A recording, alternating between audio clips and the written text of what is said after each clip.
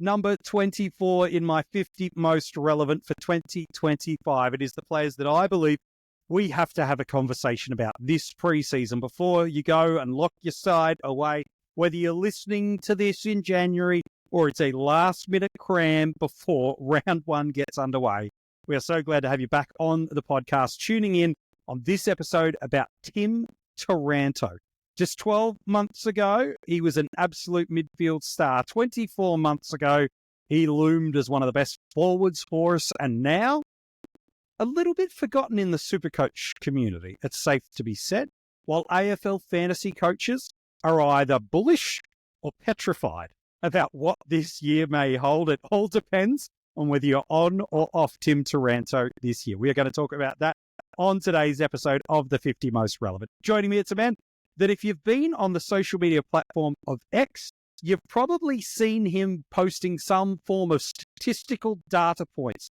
He's really, from an AFL fantasy perspective, been a key pioneer in our understanding of market share and taking some NFL fantasy ideologies and bringing that into the AFL fantasy landscape. It's so good to be able to chat to him on this podcast. He's a part of the AFL fantasy marketplace. It is Rowan. Hello, mate. Nice to see you. Nice to hear from you. Timmy Taranto. Gosh, this could be a fun conversation to have. Oh, look. Love Timmy Taranto. I think AFL fantasy coaches for ages have loved Tim Taranto. We look to him a lot as just one of those. He's a ball getter. He loves the ball. He knows where it is. But there is plenty of question marks that we need to discuss here. Whether it's his team, who is he competing against on his team, and we've seen the massive change at Richmond.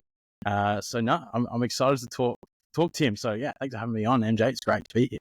Mate, pleasure to have you on for your debut episode of the Coaches Panel, and I'm pretty sure it won't be the last time you see him throughout the preseason or season proper of 2025. A seasonal average last year in basically almost identical across the formats. It's a 95.5 in Fantasy and Dream Team, a 94.5 in SuperCoach. It means in those two formats, he's not cheap, but he's not as pricey as he might have been 12 months ago. Just over the $500,000 mark in SuperCoach, just under $1 million in AFL Fantasy, in at $980K. Well, it's going to set you back $967,700 in Dream Team. Just the 15 games last year.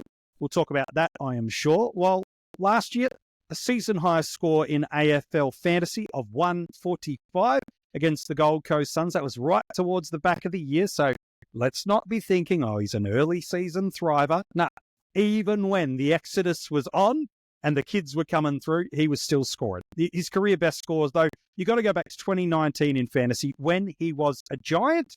He gave you a 156 against North Melbourne. While in SuperCoach, 139 against the Hawks was his season high score, but a 147 against Port Adelaide just the season prior in 2023. So not too bad from a guy that not too many give a lot of respect to. And even against a hard-scoring team like Port Adelaide, they've been the past couple of years, he's still getting it done. Rowan, we probably don't need to spend a heap of time, and we do need to go into the 2024 season, but we don't need to help the fantasy footy community understand who he is and how he is as a type of player, because if you've been playing over the last 2 seasons, then chances are you had Tim Taranto when he was forward eligible for you in 2023. Or even looked at him last year in 2024. He's almost the prototype AFL fantasy midfielder, isn't he? Where high accumulator, big body. When he goes forward, he can take a mark, he can kick a goal. But his disposal efficiency is never so amazing that he becomes the target, meaning if he wants to get 40 possessions, opposition teams are like, well, he won't cut us up with that. SuperCoach, it hurts a little bit, sure, but for AFL Fantasy, pound for pound, he is almost the prototype mid you want, isn't it? Yeah, 100%. Like, he knows where the ball is. He's going to go get it. He's just always going to go get it. He's hard-nosed for it, which is fantastic. And yeah, that's right. In AFL Fantasy, you don't care. You don't care where the ball goes after that. It's really what you want to hold on to is he getting the kicks? Is he getting the handballs? Is he around the contest? Is he tackling hard for it? Is he sneaking up forward for a sneaky goal? And he loves that. He does that quite a bit, actually, which is fantastic. So yeah, he sits in that range of outcomes in terms of like great midfielders. As yeah, he's got the chops for a phenomenal AFL fantasy mid. We saw that back in 2023, that first half of the season, where he went for over 120, averaged 120 for the first, into the bye, essentially. Yeah. After the bye, had that kind of bit of a downfall. But essentially, he's riding that high in Richmond which were, they were starting to fall down, right, in 2023. The legs were falling off a little bit, was falling off. And so then, obviously, you get to this year just gone, last year, and it falls again. And you see his average go down, 95.5 for the year. And yeah, it's interesting to think, because he was injured. There was a big gap there between rounds 5 to 12 where he wasn't playing last year. Injury affected again in round 18 to 20. Is that actually, is last year indicative of what he can actually do? And I'm not sure. But with injury, right? It's, we're fantasy coaches. We're looking for injuries. We're looking for the opportunity to go, this isn't actually him. And I think there's an element of Tim Taranto where we go, this isn't actually him. The 95.5, that's not actually him. We want so desperately for that first half of 2023 to be the real Tim Taranto. So yeah, we could put a bit of a line through 2024 and say, yeah, it's not the real him. But the reality is he's part of a team that was in dire straits, has gone to the draft and tried hard to kind of push themselves and rebuild themselves.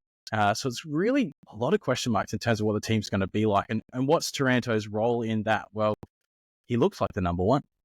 And I think if he becomes that, and there's some questions I want to ask you around the Tigers, the game style, market share, let alone this historical data trend we've got now of over a decade of good fantasy players in historically bad teams or rebuilding teams is probably a nicer terminology to say. I want to ask you all those elements, but 3 120-plus scores across the format last year.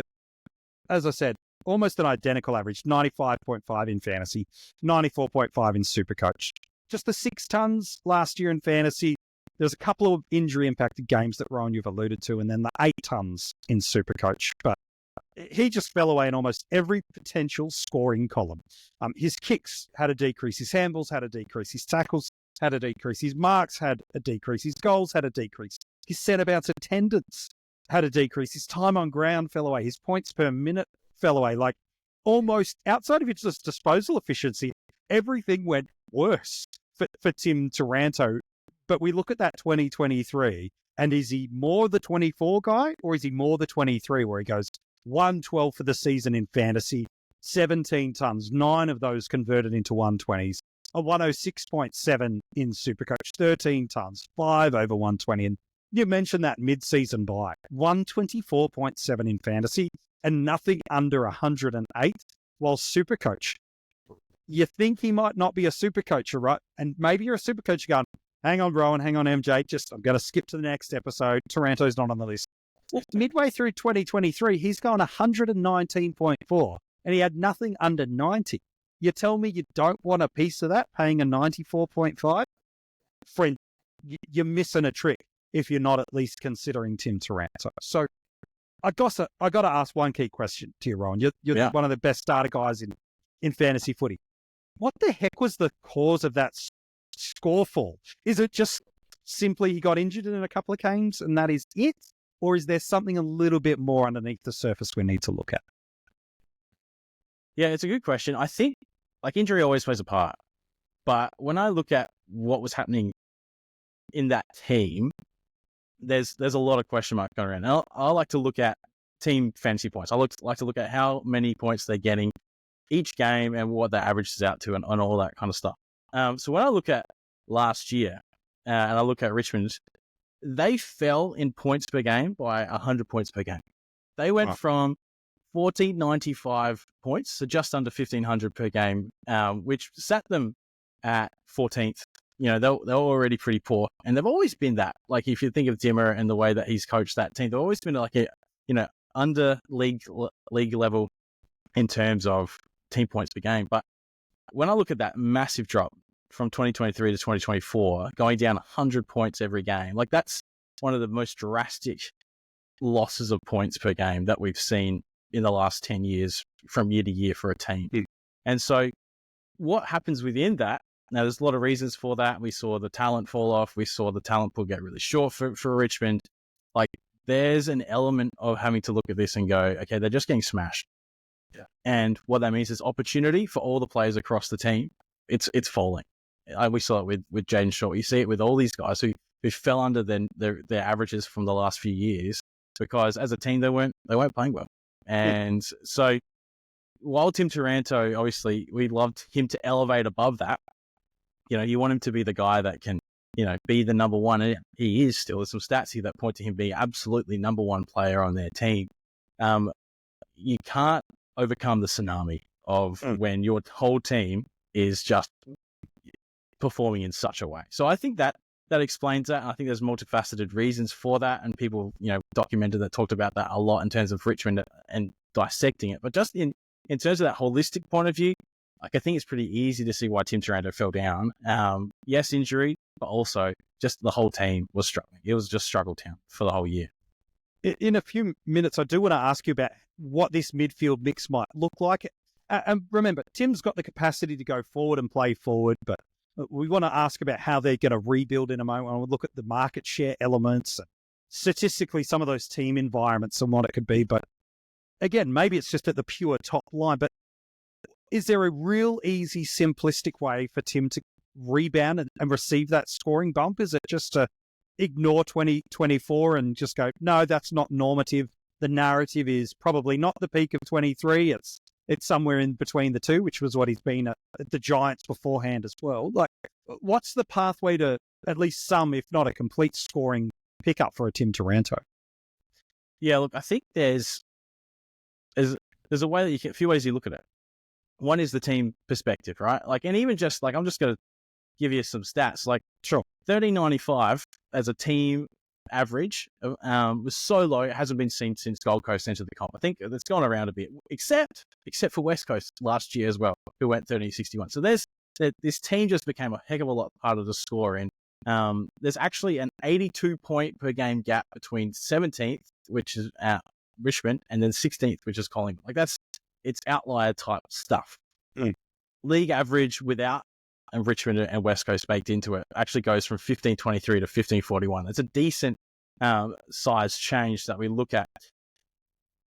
Like, the statistician part of me looks at this stuff and goes, it's actually just super unlikely that teams score this poorly.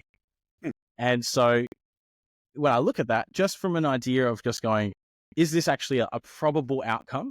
Because look, let's be honest, sport is sport. You can't predict things perfectly. No one can. And if AFL Fantasy Coach who thinks that they know the average for Taranto next year is dreaming, but that we have to bank on probabilities. What's most likely? What's going to happen? And so the likelihood that Richmond gets worse feels really improbable to me. Other people may disagree. People who read the narrative, but I kind of feel like that's improbable. And the probability that they increase, even if it's just by 20, 30 points a game, I feel like that's in the realm of probable. And so if we see team bump, if we see team improvement, then that's an avenue for Taranto to improve. So that's one element of it as well. The other thing is just going, well, if we talk about market share, we talk about who Taranto is as a player and in terms of what he commands in terms of a team. Well, I think Taranto fits this category of point creator. He's the one that goes for the ball. Like, if we look at Richmond, let's not think league-wide. Let's just think in terms of a team. He's fourth on the team for handball receives. People are looking for him. People are looking for him to have the ball. He's fifth on the team for meters gained. That's with Shea Bolton and Daniel Rioli. So he's third on the team for meters gained. So he's pushing the ball down the field. That's what Richmond would want. They want to see that continue. He's still first for CBAs, first for total clearances, first for tackles, first for contested possessions, first for total possessions, second for ground ball gets, second for hard ball gets, first for loose ball gets. Like, if there's anyone that the Tigers are going to say, all right, we need you to step up. We need you to lead these young guys. We need you to be the one with the ball in hand. Well, I think they look to Taranto, and that wasn't necessarily the case last year. You've got this absence of leadership. Mm. You know, Dusty's gone and Jack Graham's gone. You've got these guys who are, you know, the stalwarts of the club. They've left. And your distributor of halfback, you know, Danarell is gone. Your key half forward, say Bolt, he's gone. And so suddenly you've got this absence of talent, and it needs to go somewhere. You would argue that. And who are they going to look to? I think that's the key question. Whether it's just basic leadership or whether it is on field, how are we going to get the ball forward? Well, I think Tim Taranto is a guy that they would lean upon. And yeah, maybe like if we think about these great fantasy scorers of the past, then their situation, well, it's pretty similar to some of them. You go back to the Jack Steele when St Kilda were statistically at the bottom of themselves, and Adelaide Crows of a Rory Laird of 2020, 21 and shades of 2022. Gosh, even going back a decade ago, a Tom Rockcliffe at Brisbane, Touk Miller at the Gold Coast Suns. These are similar types of players to what Tim Taranto is, which is high clearance, high ball winner, stoppage, repeat effort, pretty good runner, finds a way to win contests and uncontested possessions in a team and in a midfield that desperately needs someone to put them on their shoulders to protect them while they're developing and rediscovering a new midfield mix. So there's a lot of threads that you can go. Taranto looks a bit like Steele. He looks a little bit like Rockcliffe. He looks a little bit like Laird. He looks a little bit like Miller. And all of a sudden, you've pointed out statistically where he's already at the top of his line within the club, let alone now a team that has clearly allowed some of their premiership heroes to dissipate. Now something has to shift a little bit because Dusty had a 22% CBA share. He took 51 total for the year. Liam Baker attended 175 centre bounces last year. Jack Graham, 144.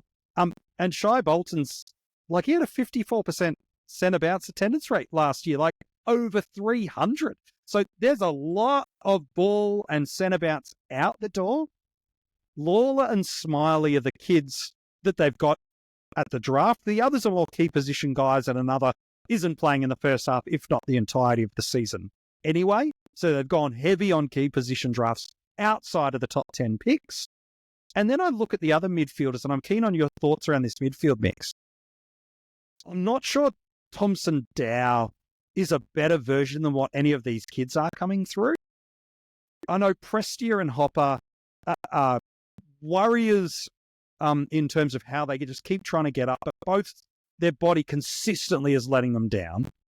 And Kane McAuliffe, I think, adds a nice defensive element, but isn't he doesn't add anything different that a Taranto doesn't in terms of he's not a speed type of guy. The contest element Taranto's got, it's not the defensive pressure. It's not like he's a new dynamic piece to this midfield. And so I look at this side, and I remember talking to Dylan Alexander when we did a 10 most relevant rookies episode in December, again, available on the channel. It feels like a really problematic midfield. They'll fix that at the draft over the next 2 years.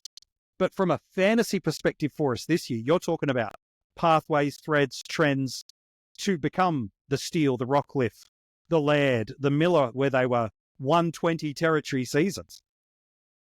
Timmy Taranto could be. Yeah, I reckon it's 100% in the realm of possibility. And I think that's the thing with this narrative. There is no one. There's literally just no one we're looking at to go, yeah, they're going to be better than Tim Taranto in this team. And that's the exciting part. That's the really exciting part. I think one of the things I've looked at with a lot of those guys that you mentioned, the Rockcliffes, the Laird, Ablett, Miller, a lot of these guys were in teams that were actually poor scoring teams, but just not as poor as Richmond. They were scoring in that 1,400 to 1,470 kind of type range. And so there is an improvement in team-wise compared to what Richmond have been. And so I think there is an element of going, okay, we need this. We need this push. We need this push to be able to say that Taranto is going to get some support. And so the counter narrative, I reckon, to this is the year for Taranto as the absolute number one. It's like, well, what if the handball receives drop-offs because no one else is actually getting enough handballs to him? What's it looking like at that coalface? Are we going to see an injured Hopper, an injured Prestia, to mean that actually it's just Taranto, and Taranto is going to work his guts out, but it's just not going to be enough? And so you look at that, and I think in terms of market share, we're looking at what the possibilities are. Like an 8% market share is huge. Like that's near the top of what we've seen in the past. Rockcliffe in 2016, when he did 122, was 8.2%. Laird in 22, he was 8.2% when he did 120. Mitchell in 18, he was 8% when he did 128. Like that's massive numbers. And so if this team just can't supply Taranto with enough points all round, then you're asking him to hit a market share that is potentially historical. And so that's the danger here. But the pathway is there. And I'm not a big narrative guy in terms of listening to what the preseason media is throwing at me. But look, in my research for Taranto, I was looking at this interview that Richmond did with him 5 days ago. And he's like, there's a lot of energy around the club and he gets to be the leader now and he's excited for that. I'm like, yeah, that's pretty exciting. But you never actually know what a whole bunch of rookies are going to inject into a club that was probably feeling at its lowest last year when Martin and Graham, all these guys, like they just couldn't do it anymore. And so I think when you look at that, maybe a new injection of energy is exactly what they need to just push that team points per game up another 50 points. But also they're young guys. They want to develop them. Maybe they're going to hold the ball in that back line a little bit more, and Taranto floats back, gets some easy marks, and is the one to kind of direct and say, Layla, Smiley, head here, get to this point, this is where we're going, and he actually gets to be the leader in that sense. So I think there is avenue and there is narrative to be able to say that actually this team could push 1450. That is possible. That's so true. Jacob Hopper and Prestia have been, again, really good pieces. Like, the Tigers don't win premierships without a Dion Prestia in that midfield. He was so important a piece to this premiership era for them. And then Jacob Hopper was, alongside Taranto, the great hope to rebuild this midfield on the run. And you talk about what this mix of split of who's going to get centre-bounce presence and how that's all going to work. And if Hopper comes, that helps, right? Well, over the last 2 years, the pure data would say that's not the case. Now, there are injury-impacted games on the information I'm about to share on both sides of the coin, so it might level itself out. But in 2024, there was 10 games that they played, 5 games they played without each other. In the 10 games he played with Hopper in fantasy, he goes at just an 87.1, but he goes at 112.4 in fantasy last year. 25 points per game difference. SuperCoach, he goes 85 with Hopper, 112 without him, 27 points per game jump. And it's comparable in 2023 too. So it's not just cherry picking a half dozen games here. 16 games with him, he goes at 106 average in fantasy. So still pretty darn good on what we're paying for him right now, by the way. But it's up at a 126 in fantasy. So 19.6 points per game in fantasy, while in SuperCoach, it's a 20.6 points per game jump, up from 100.4 to a 121 flat. So there is this world where I'm fascinated to see how this Richmond midfield mix is. Does Prestia get on the park? Does he not? Can Hopper finally deliver the season that we'd all have longed for in the fantasy community, let alone for the Tigers, where he just becomes the Patrick Dangerfield clone we all hoped that he would one day be, but now he just might be an inside bull and not much more. So to me, it's a fascinating look, because as you've mapped out beautifully for us throughout this episode, there's a world where if someone said to me, Tim Taranto's going 110 at the end of the year, I'd go, and across formats, there's a part of me that would go, I see it, I believe it, I get it. And if there was a part of me that just was like, there just wasn't the volume of opportunity through others taking it on or through the way Richmond moved the ball, geez, I could see him struggling to just get to 100 marker and be an okay starting squad selection. Geez, the outcome options here could be huge for Tim. Yeah, big time. And that's the big question. I honestly probably don't have a real good answer for you about the Hopper situation. I think with any statistical reality or anything that we observe in data, sometimes there's really clear reasons, sometimes there's not. it would point to if Hopper's in the team, then it's poor for Taranto. And I think you can believe that and you can roll with that and think that's fine. But you can also look at it and go, well, actually, does Hopper help the team? And does Hopper being in help the team? Does that help Taranto?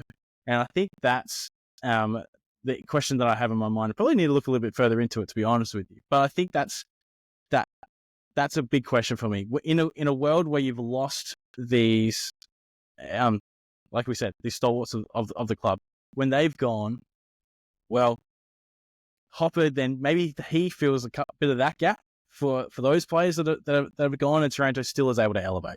So there's a conversation to be had around that, I guess, as well. But for me, yeah, it's definitely it's one thing in the negative column for Taranto if Hopper stays healthy. And I guess that's another thing. Are you going to bank on Hopper staying healthy for a full season, which he just hasn't done? Probably the same for Tim too. For the better part of his career, it's been sometimes in the teens, the occasional 20-plus game there.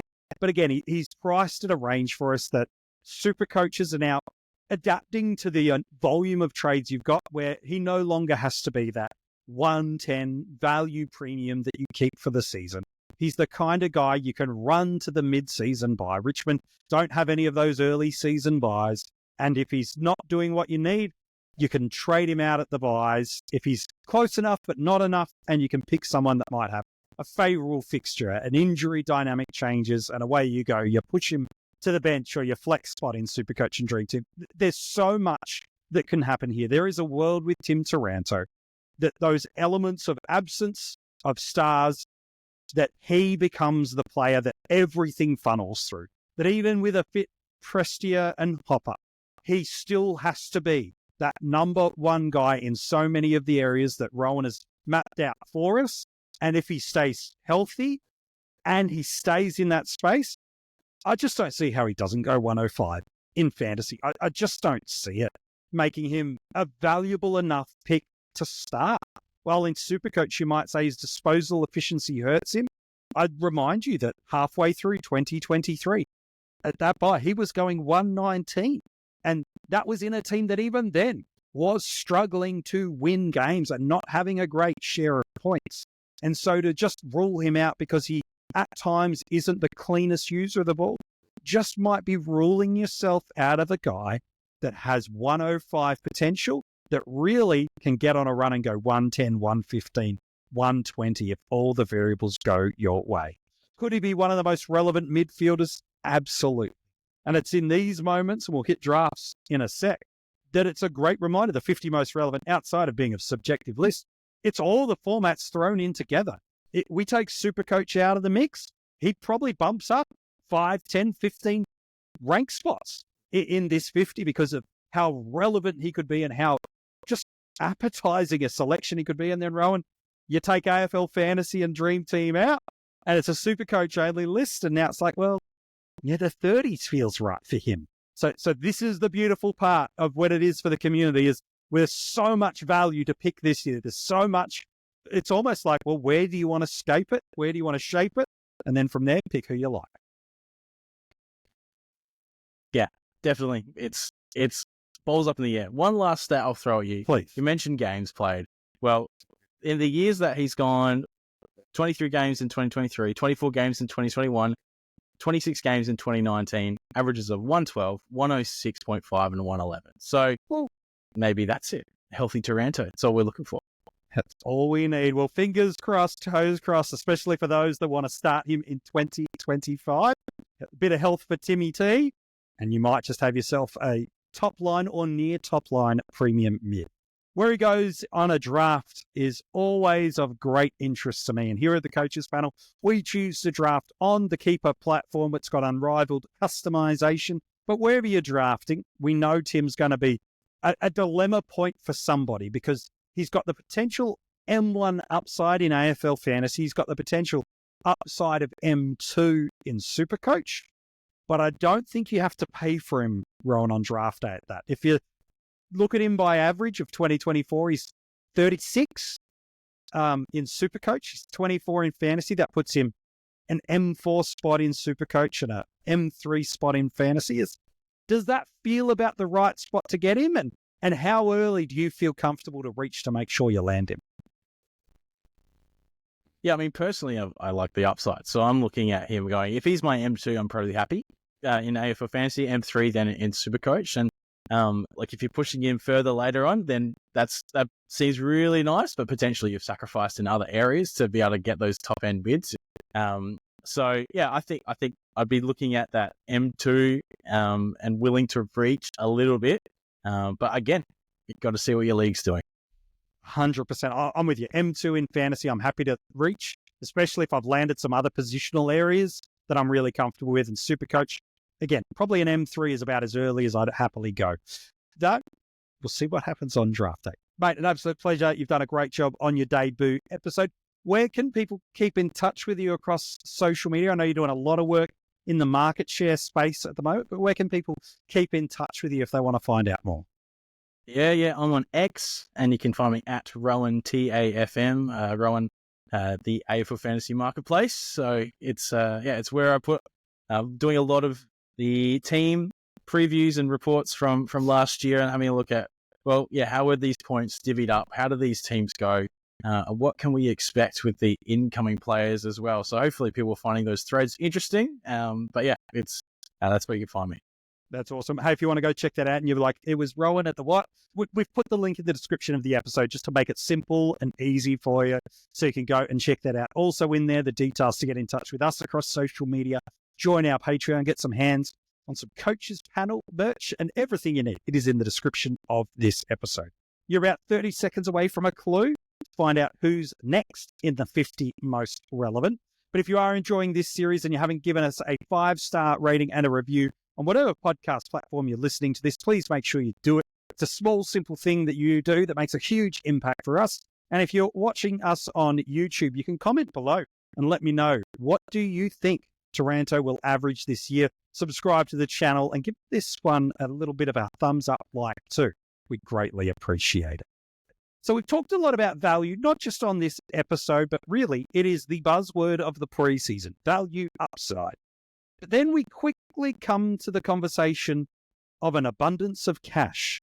Got so much money. What do I do with it? And so we end up going, I know what I'll do.